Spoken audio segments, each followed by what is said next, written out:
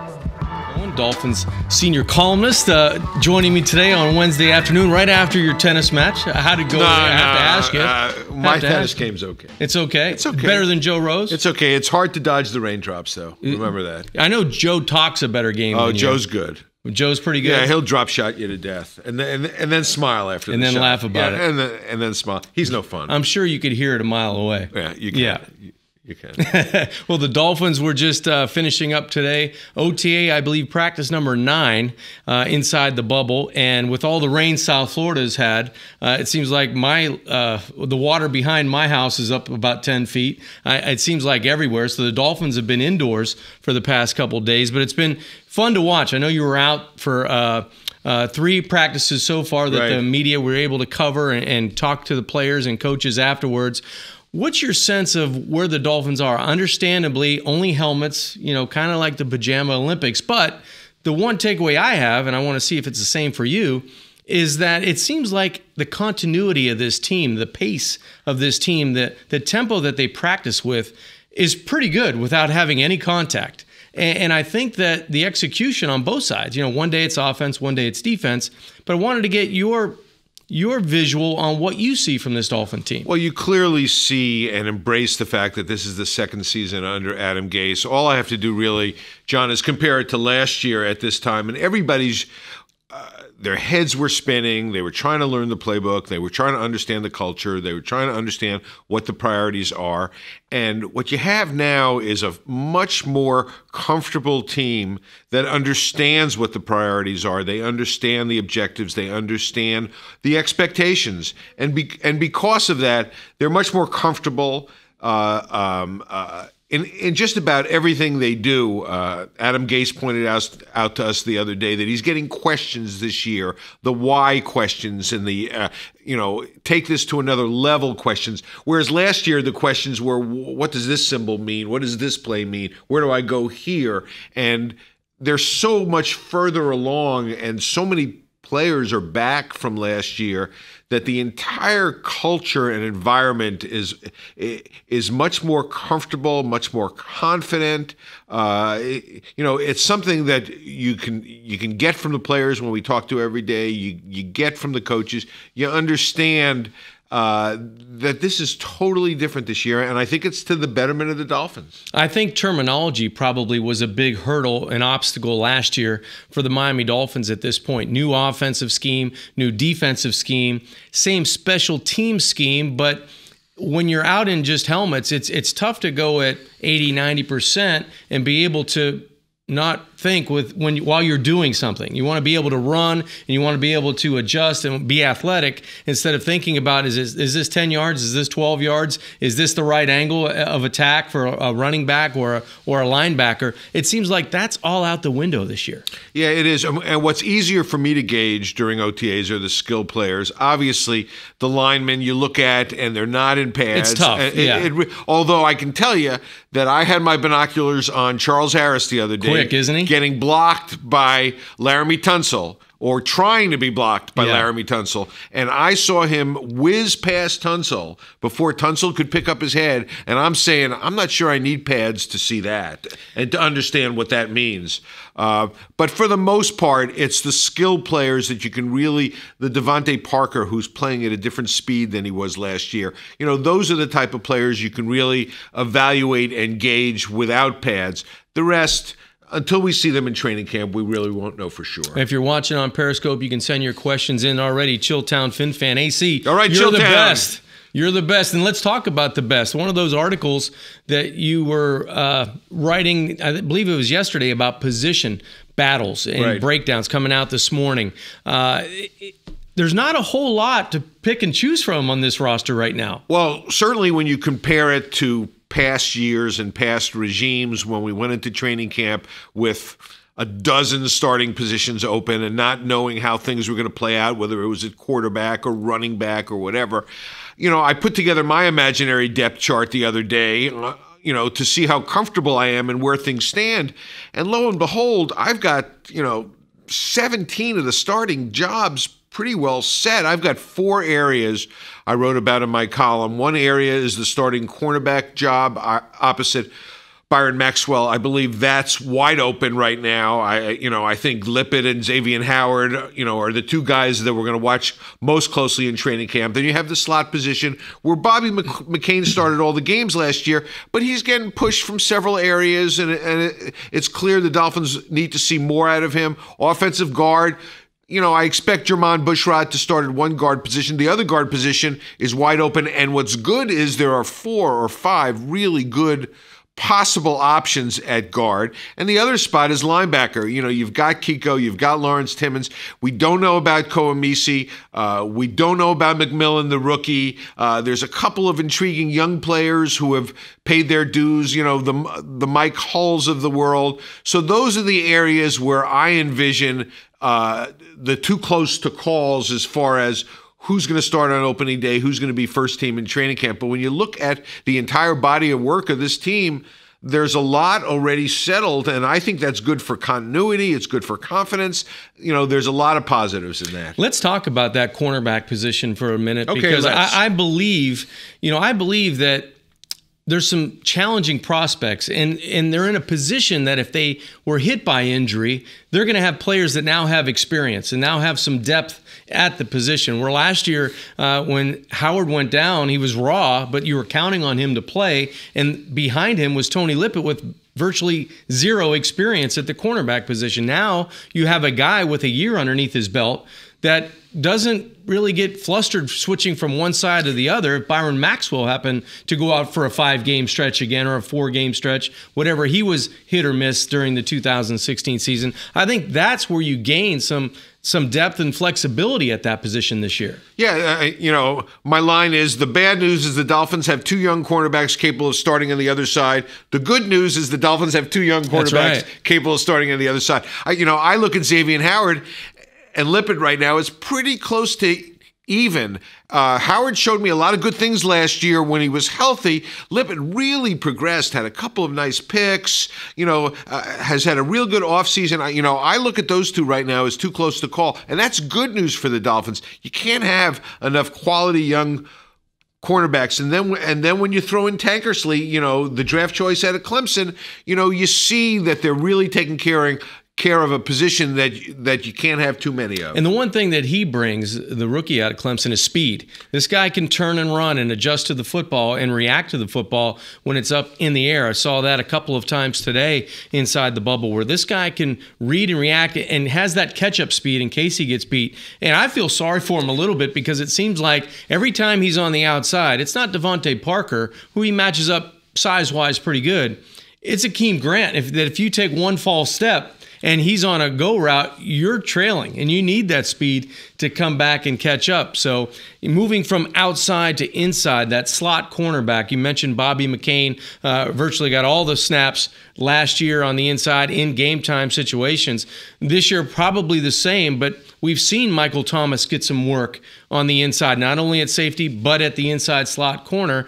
I think that's good flexibility again for the Dolphins. If you say you move from outside, where last year you didn't have a whole lot of depth, this year, if Michael can take most of his snaps either at safety or at the inside cornerback slot position, you're feeling pretty good about the 1-2 punch. Yeah, that is such a difficult position to play inside cornerback, because you're invariably trying to guard Jarvis Landry every week, or someone maybe not quite as good as Jarvis Landry, but the same type of player as Jarvis Landry. So you really can't be a tall, lanky cornerback like Tony Lippett is and play the slot. You really almost have to be like a Bobby McCain, who's short and quick and fast. And those are the things the Dolphins are looking for in a slot cornerback. Let's get to some of the questions on Periscope. King Edelin says, am I the only one who imagines how our OL would be, our offensive line would be, with Brandon Albert still here and Tunsil in his second year at left guard?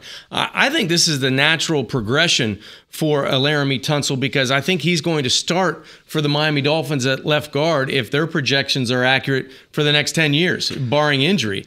So I think Brandon Albert was just on the cusp of not hitting a downward spiral, but health-wise, I just don't know how much longer he was going to be able to give you 16 games. I have a lot of respect for Brandon Albert. And so Albert. Do I. Great guy, great player. I like him a lot. He's a good person. He's a good player for this team. Unfortunately, he was coming back from a serious injury.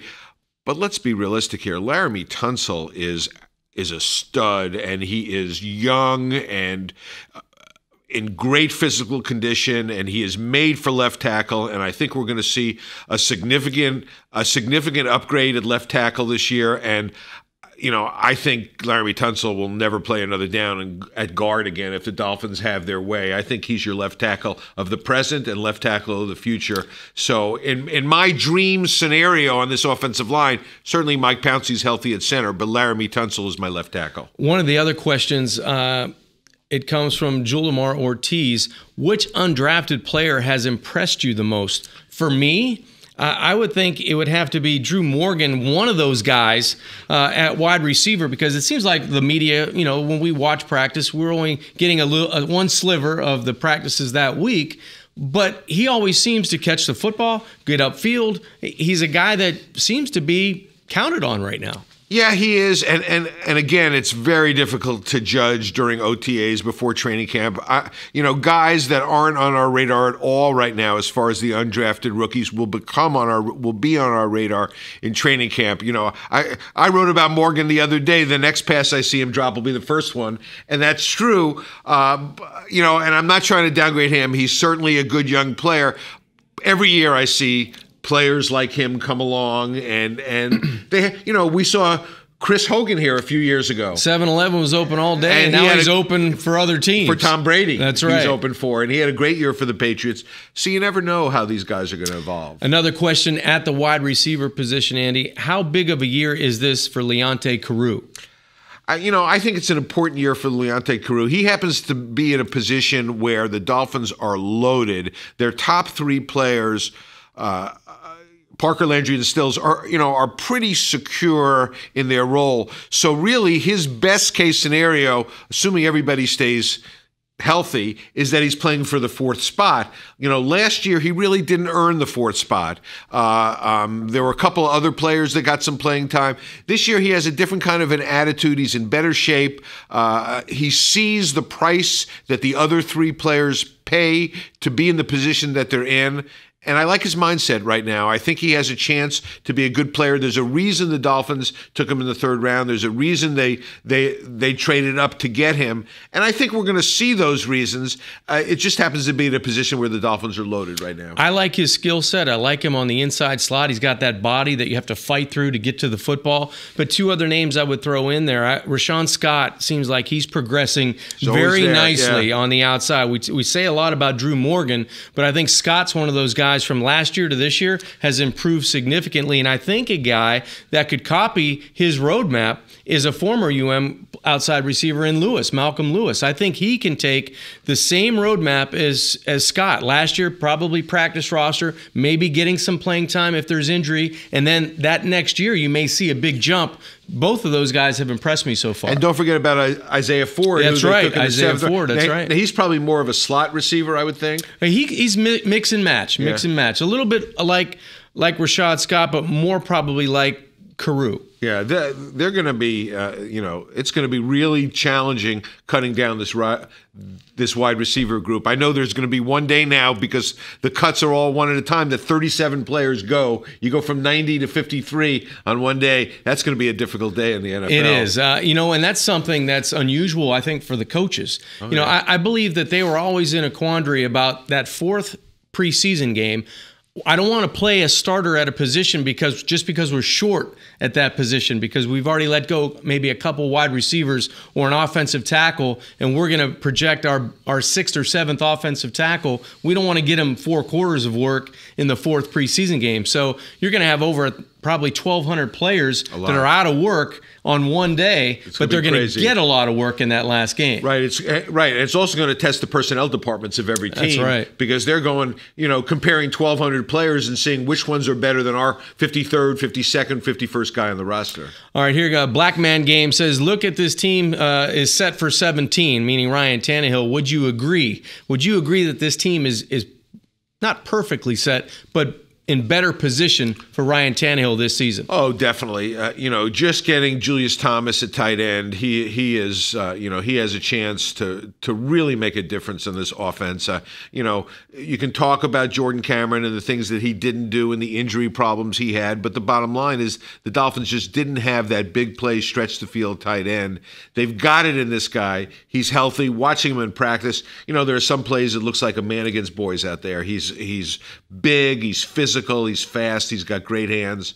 I'm really, as much as any player on the team, and I'm really anxious to seeing him play this year. Let's get back to your column. We talked about the defensive backs, the slot corner. Let's move on to the offensive guard position. AC in the AM today on Dolphins.com had the column about the 4 position battles that you see that are left on this team. And I happen to agree with that because there's not that many to look there's at. a lot of backup spots and there's a lot of special starting spots, yes. Starting spots. Let's focus in on the offensive guard position. Jermon Bushrod, there's no indication that he's not going to be the starter at right guard, in my opinion. I just think that year of experience that he was able to play last year, moving in from tackle at the Bears, and even some extended tight end play for Adam Gase with the Bears, moving into that right guard spot, I think he's going to be so much more prepared and so much better on his feet, being able to just play the position like a guard. But the other side, that's where we have the big question mark, and maybe you can talk through a couple of those guys that you've seen so far. They signed Ted Larson. He's an experienced guard. He's certainly going to get a shot. I'm very impressed so far with Isaac Asiata. Great kid, infectious personality, physical player that's willing to pay the price, and really, impressive in his first few weeks here. Then you've got guys like Craig Urbeck and Anthony Steen, who played last year. As Clyde Christensen pointed out the other day, they're as deep at guard as they've been in a while, and that's good because they were shallow at guard for a while. So I see this as wide open. I see any of these guys, including the rookie, playing well enough in training camp to deserve a shot in the starting lineup. So, I've got that position as too close to call right now. And I think it's pretty much not all, but it's heavily predicated on what happens with Mike Pouncey at center, because you have to cross-train a lot of these linemen. That's the one thing I think that good NFL teams do is that backup guard position, he's got to be able to kick out to tackle. He has to be able sometimes to kick in to center if you're short on guys that can snap the football. And with being in shotgun so much, you have to really have it weighted toward that center position, who can play center guard opposed to guard tackle sometimes. But for the Dolphins, as you said, we've seen Ted Larson kind of get as far as I've seen, the majority of the first team reps at left guard, but we've got a lot of guys. Craig Urbeck's taking a lot of center reps with Mike Pouncey being out, as he should. Jake Brendel getting a lot. Anthony Steen getting a lot at center. But a lot of merry-go-round, a little bit, carousel types, the entire inside of that offensive line. But I think it's predicated, if Mike Pouncey can come back and be as healthy as we hope he can be game 1 in September, that might dictate who gets to say and who has to leave in terms of who do you keep that can play other positions. Oh, no doubt about it. The Dolphins have had players through the years who've made the team because they can play all three. Nate Garner, is a great example of that. In the perfect world, Pouncey's starting on opening day. You've got, Tunsil, Bushrod, James, whoever wins the guard position. This has a chance to be a special offensive line, but the priority right now is getting Pouncey healthy, and there's a quiet confidence amid the organization that Pouncey will be ready for the regular season, and they're doing this the right way. So assuming their optimism is justified, this line has a chance to come together. It probably won't come together until mid to late August, but I believe there's time for it to come together. Question from Ruben Ramirez. Who is the second team center? Well, I think we kind of covered that. We're not quite sure who the first team center is right now because he's on the bicycle on the side. And we have to find out, that's going to be a continual rotation of guys like Craig Urbeck and Jake Brendel and Anthony Steen to see who may get that next opportunity if Mike Pouncey is healthy and playing in September. But I don't think this is false hope with Pouncey. I believe they really believe that he will be healthy enough in August to play significantly and start all the games in September. If they didn't feel this way, I got to believe they would have drafted a center. Maybe they would have brought in a pure center in free agency. The fact that they didn't shows me the underlying confidence that they have that Pouncey will be back. Yeah, I agree with you. I think that Mike's going to be okay for the regular season. I think where the coaching staff crosses their fingers is October or November, because if somebody goes down there, those pieces of the puzzle, that backup center might not be on your roster anymore because you had to keep a guard tackle in terms of there's only probably 7 healthy bodies every week at the offensive line position that are dressing in the National Football League. So you have to be careful where those chess pieces are on your roster when somebody goes down. Last year was a perfect example of that. Next man up mentality. Guys played significant snaps, probably not going into the season thinking they were going to play like that. And I think it'll only help them this year that these guys got experience at center. Anthony Steen came back in better shape, put on some weight, follow the instructions of the coaching staff on what he needs to do. So I think they're much more prepared now to react and adjust. Here's a question, Andy, from Iceman34. Will the team in its second year of the offensive scheme and tempo play with more tempo? They started the year playing with a lot of tempo, and then Adam Gase scaled things back a little bit. He stopped going to no huddle. He let Ryan call the plays from the huddle, and there was more of a comfort zone on the line. So what I'm saying basically here is that there's a fine line. Ideally, you would like to hurry up. You would like to get more snaps, but you don't want to do it at the expense of continuity on offense, making sure everybody knows their assignments. So I think this will occur slowly and gradually. I look for the Dolphins to have more up-tempo, more no-huddle, but I also look for them to be proficient at both. I like, my choice would be in spots. I like when the Dolphins huddle, they feel like you're organized, but I also like when you have that feeling as a coach and have that pulse of the game where you want to step up and move the tempo of the game. You feel like you've got good field position. You feel like you've got the game kind of turning the momentum of the game, and you really have some plays that you're getting to and coverages that you're seeing as a play caller. That's when you have the confidence in your team to maybe push the tempo, go a little bit more no huddle, because you're starting to wear down your opponent. I like Adam Gase's pulse on when he can get on the accelerator a little bit more and trust his quarterback and trust his team that they're not going to go 3 and out when they start to go up tempo. I also like when they go up tempo and they line up at the line of scrimmage with like 20 seconds left on the clock, and then they can set the tempo themselves. He can snap it quickly if he sees the right defense or the wrong defense.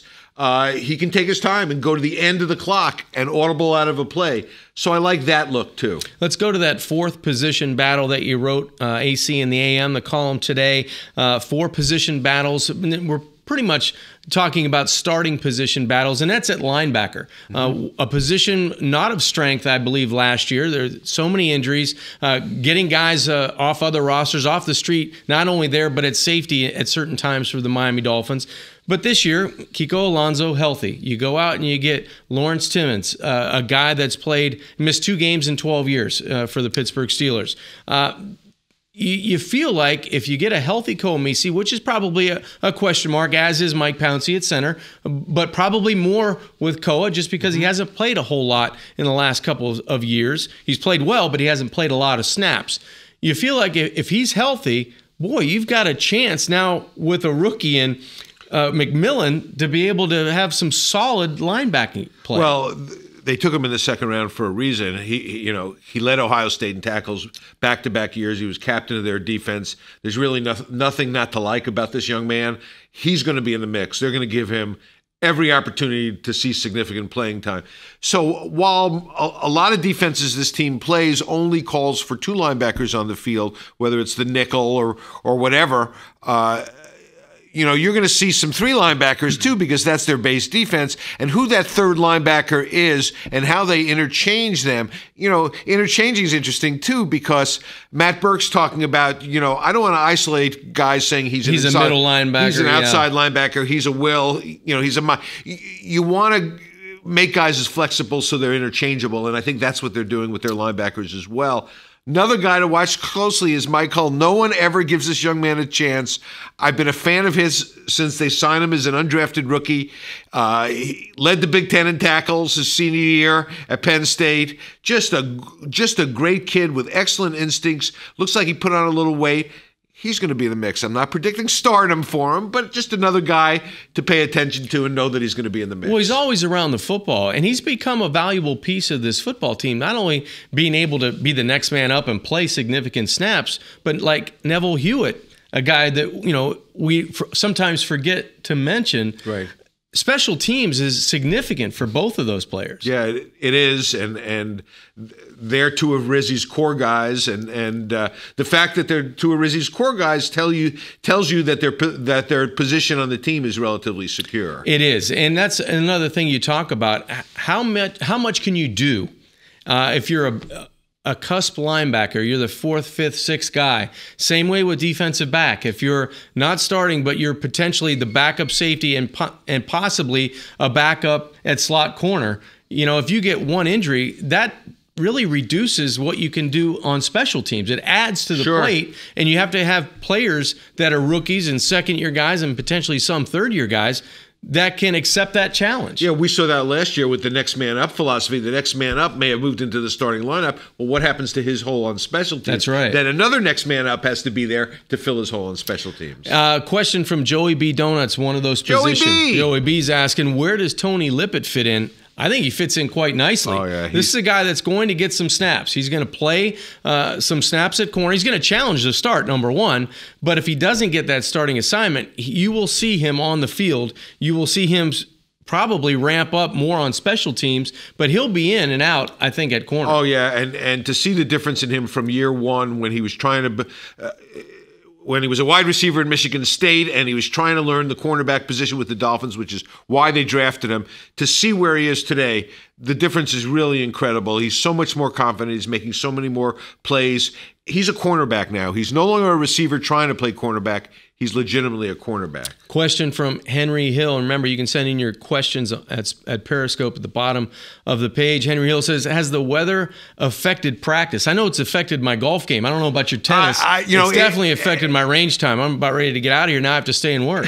It's affected it well, actually, because the bad news and the good news Monday was that it rained really hard and Adam Gase kept his team on the field. And I often questioned in years past when there was no lightning why they moved the team in the bubble, because there's going to be at least one, maybe two or three games during the course of the regular season when it's going to storm. It always rains in South Florida. It may storm for 10 minutes.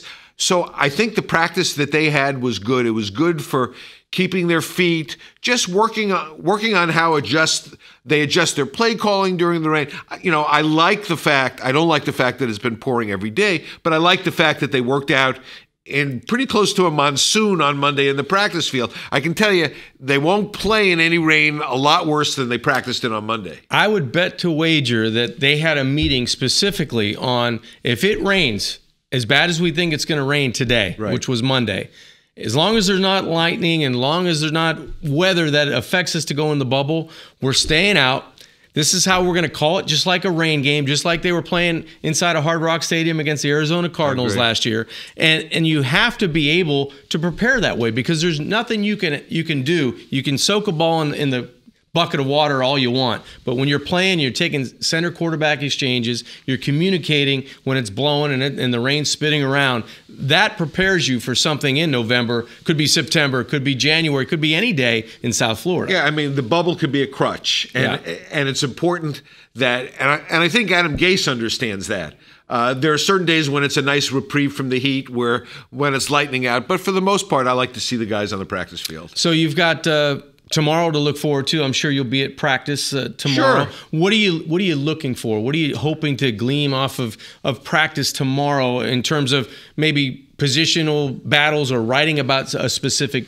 Yeah, just really a continuation, John, of what we've seen over the last 3 weeks of Ryan continuing to look so sure in his physical ability, and Devontae continuing to it's more of a step-by-step process at this point. So while tomorrow's practice isn't going to provide a giant step, it'll be a nice step forward for the team and a continuation of what they've already started. Does Jay Ajayi look different to you as a running back, watching him run just with helmet? He looks a little bit sleeker. He looks stronger, though, to me. He does. He's catching the ball better than he did at any point last year, and I think that's been an emphasis this offseason with him.